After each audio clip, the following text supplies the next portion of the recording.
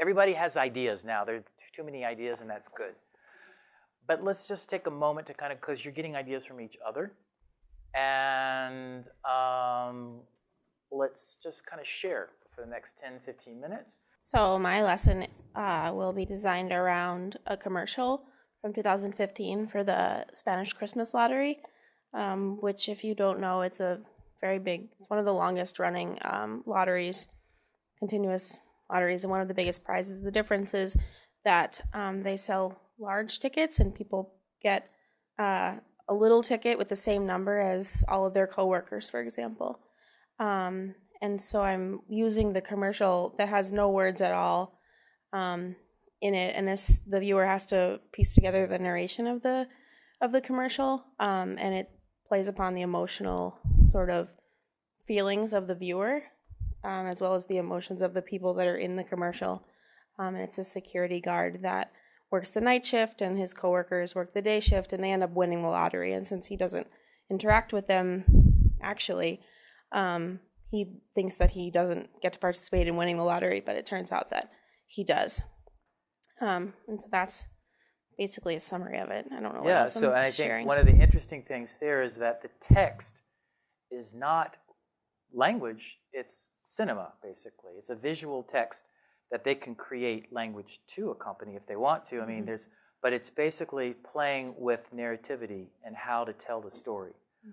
And that's a nice segue for you to, because you're both working on narrative, right? Right. So mine is actually Axolotl, which is by Julio Cortázar, and it's a boom, post-boom short story. And I think I really like it in terms of the FLLITE approach because, first of all, it's about this man who normally has his quotidian experience. He uses the word quotidian of going, to this aquarium every single day. But then one day his experience is interrupted when he decides to look at these creatures, these salamanders, instead of looking at these lions that he normally looks at. So through this viewing experience, he'll eventually turn into an axolotl. And so we have perspective play, but we also have this grammar play because we have the use of the preterite and the imperfect in very interesting and original ways to kind of convey this sense of perspective. So some of the activities that I think that I would end up doing is trying to somehow scaffold this where I do like two kind of interaction activities and then one final goal. Interactions of timelining some of the events in the preterite and the imperfect, and then trying just for those of you who don't do Romance languages, so the preterite are the past events that are on the timeline. They're sequenced events.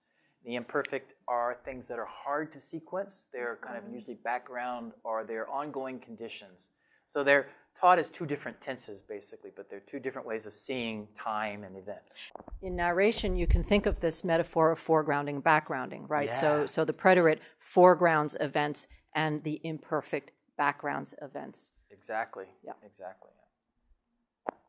And so I guess just kind of like a final goal for this, after looking at some different examples and timelining and thinking about how the meaning would change if we put something in the imperfect versus the preterite, let's say, would be to create an insert to the story at some point that would take like the last line of the paragraph before, and it would use it to create some element of surprise or add something. So they're adding to the story, creating background information, but then somewhere in that paragraph creating an element of surprise.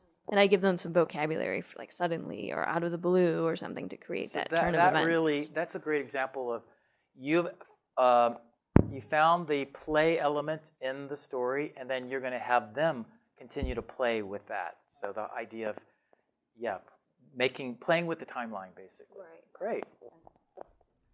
Sorry, and I'll just also say quickly, because I used to do an activity like that where I took the same text, and because a lot of students' textbooks sort of give the impression that verbs are inherently either, you can put them in the preterite or the imperfect, and in fact, you can play depending on how you want to construct your narrative. Right. So I would take the same story and change the verb so that I would create a different narrative structuring. What is foregrounded, what is backgrounded with the same basic story.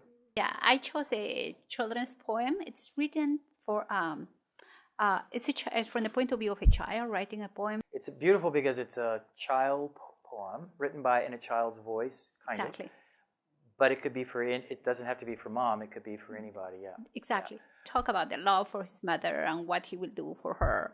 Basically, in order to just show how much he loves her. When he grows up, yes. So he's talking what he will do in the future. So there you see there is an element of, the how the language is being used, how the structures are being used.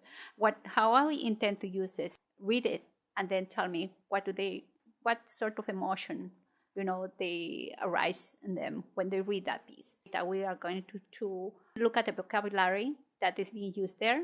And also look at the grammar structure, what's being used, the verbs, and then, entice them the desire to play with the language, but writing little rhymes with, through several lessons, and eventually ask them to write their own poem. And if they decide to write, whom they will write for. It can be for a grandparent, for a pet, for a parent, for the dad, and so forth and so on, a friend.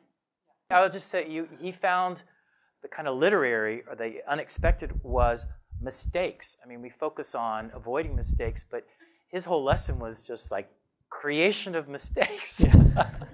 He found all the common misspellings that Americans make in English.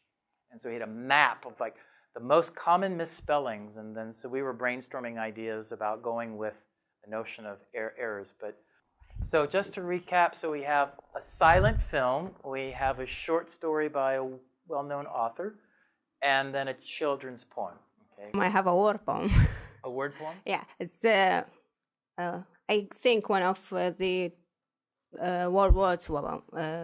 Not sure the First World War or the Second World War, but the images are of winter, snow, and we have a war, but we are in a desert.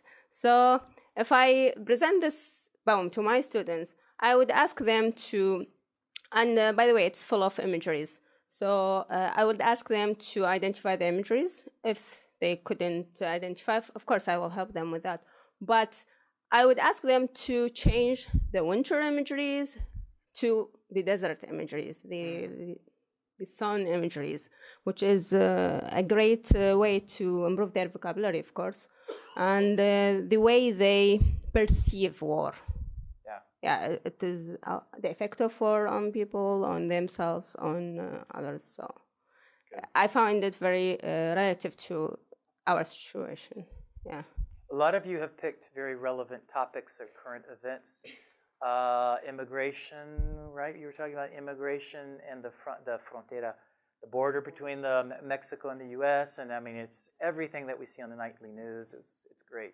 So that's a lot of these things aren't found in commercial textbooks, and this is a way of bringing it into the classroom, making everything that we're doing relevant. Because textbooks have a way of becoming really generic, right? And this is a way to fight against that. So let me shift then and ask you, what were some of the challenges that you have so far? I mean, Alessandra was already saying, one of my challenges is I don't know how to cite all this. Okay, that's day 2. We're going to get there. But what are some of the problems that you had encountered, finding it, or just? I think focusing, because I think this was a short story that, like I said, emblematized a lot of the different FLLITE approaches. So for me, it was difficult to say, okay, well, I can see the grammar play, the perspective play, this cultural play. And so how do I narrow it down to something that would be meaningful? Would this be a whole unit?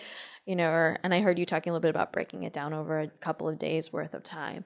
Yeah, this doesn't have to be one class period. You can think about this in terms of how you want to use this in your syllabus, in your curriculum. So I kept telling people, it depends on what you want to do. So the great thing about this is when you create your lesson, it's going to be an open object, and people will then recreate it. They might think, well, I like the short story, but I don't want to focus on what you focused on. That will definitely happen. Okay, so be prepared for that. You're going to create this wonderful thing, give it to the world, and then people will remix it. And that's a good thing. So it's up to you to figure out how to, it's open-ended, and that's just the challenge, how to narrow the focus. That's what you're saying. Anybody else? This is maybe kind of focus, but what learning targets can be interacted with the students.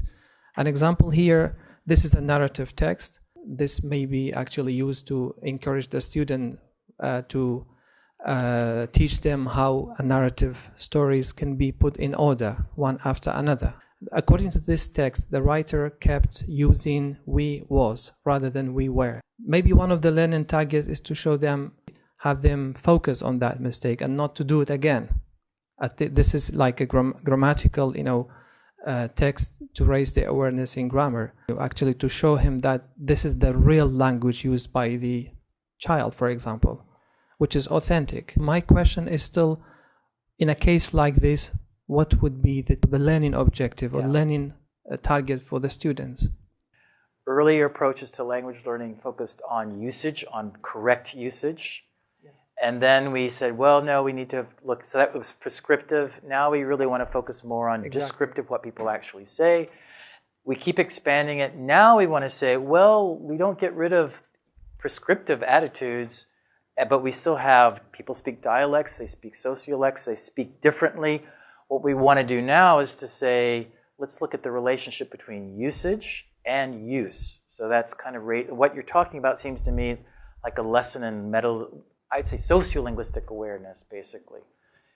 Great. And that's something that, again, not to bash textbooks, but why not? They don't get that because they're still focused on the correct usage. So even though they mention dialects, they don't really have a lot of consciousness-raising activities for that. So that's great. So when you want to bring in some kind of a sociolinguistic awareness, it would be important to get some kind of sense of who the characters are, what might be non-standard usage. You want to see, is that going to link you into some kind of an understanding of who the speakers are? What social group within the United States, for example? So when you look at Ebonics, right, or Standard Black English, you're going to see the process of creolization and things that are perceived as being erroneous, like the use of double negatives, like the use of changes in verb tense, are actually part of the evolution of a blending of languages and a standard within that context. So it's going to tell you a lot about the speakers if you understand the kinds of errors that they generate and so-called errors that you're perceiving, but that ties into a social group. So, and I would also say that's always the interpersonal, in the sense that how it points back to who are the people. So when somebody hears that, I have all these social categories in my head. Right. So social meaning, that's why I said sociolinguistics, there are a lot of terms for it, but interpersonal or social meaning, yeah. Who are the people involved? Who's speaking and who are they talking to, the audience? You were the guy who was talking about the audience at the beginning, right? So it comes back to audience. So the who here goes beyond just it's an uncle talking to the niece. So what kind of social context? What can you infer about their background or their I want to play devil's advocate for a minute. Devil's advocate meaning that I'm going to say, this is all crazy. Everything we've said today is just, this is too complicated, this is too difficult. I've tried to get these ideas of multiliteracies out to language teachers, and I have encountered, you guys, I mean, it seems like everybody is on board, but I have met with a significant resistance. They think, you can't do this at beginning levels of language. This all seems too complicated. Do you agree? Or if you don't agree, I mean, if you disagree with that and you think, I agree with you, COERLL, tell me what I can tell these teachers, because this is something that I come across all the time. I think you have to tailor the activity, not the text. And so pick a text, whatever you want to do with it, and then tailor the activity to the level of the learners. But by exposing them to real authentic materials, they're going to be better off for it in the long run, even if it may be a little bit more difficult in the beginning. And you might get resistance from learners too. They want verb tables. But encouraging them to have fun with it and language play, I think, is a really important aspect to keep going. It get them something new to do. It's not the traditional, question answer type of activities. It's more challenging, and I guess for advanced students, get the best out of themselves. So because they get challenged by diversifying the activities and asking them, for example, the activity you talked about, that give them motivation to recontextualize the poem in a way that is more suitable to their cultural context. So I guess it's both useful to the advanced students and even to the novice students. When I first introduced this to my colleagues at Cornell, try to guess where the biggest resistance came from. So I was in a highly bifurcated program. I mean, literature and language, ne'er the twain shall meet. They were just entirely separated and still are. So where did the greatest resistance come in? From language teachers. And you know what they said to me? You've sold your soul. You've gone to the other side. You've I thought it would be the literature faculty saying, no, you can't do this, you're not a literature person. They have also said that you can't touch our domain, right? But actually the greatest resistance came from language teachers. Oh, gosh. But this perception, because they didn't really initially understand what I was trying to say about the literary. They're scared on moving on to what they learned was effective teaching at their time. Right. And another thing that they're scared of is technology itself. I mean, we have college students sitting in our classrooms that are scared of technology, and they're supposed to be born with it. And so imagine the teachers and just let me show you how we can do an activity and how easy it is and how you can flip your classroom. So I'm looking at the time. I wanted to show one last thing to you. Just also keep in mind, we have editorial board members. So when people submit their lessons, you're actually going to go through, you saw the checklist if you did the pre-workshop task. So we have people to help you to develop your lesson even further, right? So you're not alone in submitting a lesson. It's not just, as you do with the publisher, you send it off and they say no, or they say yes, here it's no, we're going to help you. So I wanted to give you a final example because it ties in with your poem about the desert and about trying to bring into your own realm of understanding something that comes from such a foreign context. And so the final chapter of my textbook, I actually used, my husband is French, and his grandfather during the Second World War was a prisoner of war for 6 years. After his passing, we found a multitude of texts. One was a poem that he wrote on the eve of his departure as a soldier. And then only after his passing did the family find a notebook that he had kept during the entire time that he was trying to escape. He had been a soldier in a military unit, and after the onset of the war and the understanding that things were not going to go well, they were all fleeing. And so he actually wrote from kept a notebook of his experiences, which were just incredibly harrowing and powerful. But finally what happened, and this is, I knew him quite well actually. I've been married for 33 years, so I knew Robert. And these are passages from his notebook.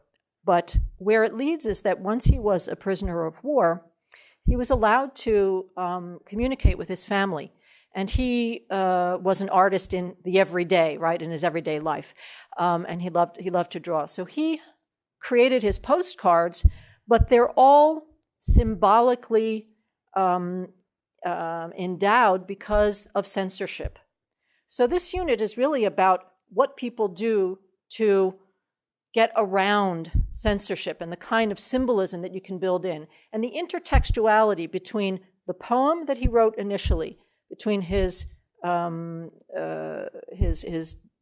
notings of his experiences during that whole period of flight, let's say, and then later on these drawings that he wrote to my mother-in-law, right, and his wife, and the texts are filled with symbolism. Here you see the barbed wires. So he used these, what look like very sweet, childlike images. But when he says, aurons-nous une bonne pluie? Little umbrella, and the frog is looking up, oh, well, we have a good rain. He's talking about Allied forces bombing the Nazis, right? So only in reading through the symbolism can you get to a real understanding of what he was trying to communicate, because it wasn't allowed to say these things directly to his family because of censorship. And in fact, you can see that the Nazi censors cut off the barbed wire. He got it through for some of them, but then afterwards they started cutting off. So everything that he can do to avoid having his messages sent to his family, he found ways to get around. And it's really quite powerful. So I thought that was an interesting, It's incredibly talented. These are actual realia, so you all have lives, your own personal lives, and you come across text all the time. You can use that and bring that back into the classroom. We do that sometimes, we call it realia, but some of the realia is actually literary realia. And that's what she did. There's a really good example in the Spanish one. One of the graduate students last year from the University of Minnesota, if you've seen the Carta Adios, that's a really great, he was in Chile and he took a picture of a letter that a girl had written to God asking for, I guess it was a boyfriend. Yeah. Dear God, I want a boyfriend. And so it was funny, but he took it's kind of linguistic landscape. So these are you come across these things every day. So just take a picture of them. Here what's great is that she'd made this discovery in the attic. It's amazing. And so I also like the other principle that she's showing you is it doesn't have to be just one text. You can show multiple texts. And some of you are playing off, so Martin Luther King's speech that you can show as a YouTube video, and then people have created other texts based on that original text. So it just keeps generating ideas. But one of the questions that I had was how to cite open source material, because that's one of the stops that I've had, especially when they're asking us to cite the same as they have to put the same citation. If Liani wants to use my work, is it going to be like in continuation of cite? Some of you have chosen copyrighted material, right? You've chosen a piece of art or a poem that has been written by a well-known author and is copyrighted. It has the C in the circle. Tomorrow we'll be talking about the things to know about copyright and how to create an OER. But today we just wanted you to get creative and find text. And as they're open and closed text, and the more open it is, the more people can play with what you create. That's the whole idea of open education, is we're helping each other be as creative as possible, okay? And when she says citation, every single piece of media that you put, whether it's an image or a sound, they all have copyright laws, and all of them are going to require you to put in a citation. You can create an open lesson around a closed text. You just can't include the text in your lesson, you include the link. Right. Or another way of going. So you're fine if you found something that's copyrighted, or if you're using something that's open, you just have to present it differently.